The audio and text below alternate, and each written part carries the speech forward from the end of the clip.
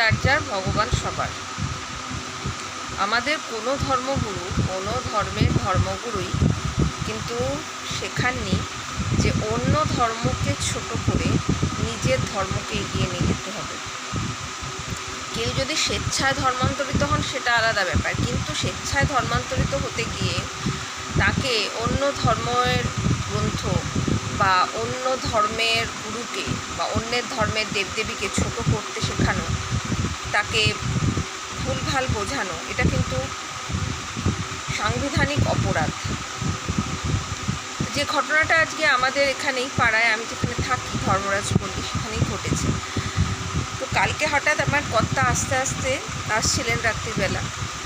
তো arm force, Bengal police, পুরো van হঠাৎ করে দেখে আমাদের এদিকটা, ওই দিকের পোর্শনটা অনেক নতুন নতুন বাড়ি হয়েছে, দেখে উনি দাঁড়িয়ে যান এবং এলাকার আরও সবাই জমায়েত ছিল। জিজ্ঞেস করতে জানা যায় যে ওখানে একটি পরিবার এসছে যারা খ্রিশ্চান। এবারে গ্রামের মানুষ, তারা সহজ সরল এবং অধিকাংশই অল্প শিক্ষিত।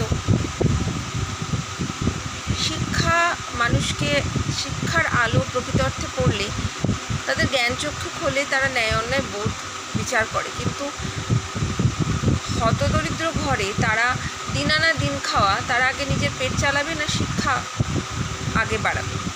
তো সেক্ষেত্রে এখানে শিক্ষিত বা অল্প শিক্ষিত সংখ্যা খুব কম। সেরকমই একটি পরিবারকে দীর্ঘদিন ধরে খ্রিশ্চান হওয়ার আর কি চেষ্টা চলছিল, খ্রিশ্চান ধর্মাবলম্বী করার, এবং সে ধর্মের দিক থেকে হিন্দু, এবং তাকে আমাদের ধর্মগ্রন্থ গীতা, রামায়ণ, মহাভারত, আমাদের যে সমস্ত ধর্মগুরুরা আছেন, যে দেবদেবীরা রয়েছেন, আমরা যাদের পুজো করি, যারা আমরা তিনবেলা আহ্নিক, যেভাবে আমরা বড় হয়েছি পুজো করে, মানে সেই সম্বন্ধে অপকথা তাকে বলা হচ্ছিল। যথারীতি পুলিশে খবর দেওয়া হয় এবং কালকে রাত্রে এসে তার পুলিশের হাতে তুলে দেওয়া হয়। তো আমার বক্তব্য হচ্ছে যে জিসাস খ্রাইস্ট তো বলেননি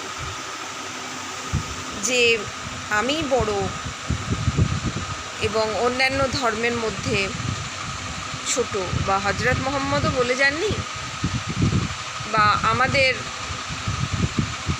দেবদেবীরাও বলেননি, তাই না? বা গুরু নানকও বলে যায়নি। তাহলে এগুলো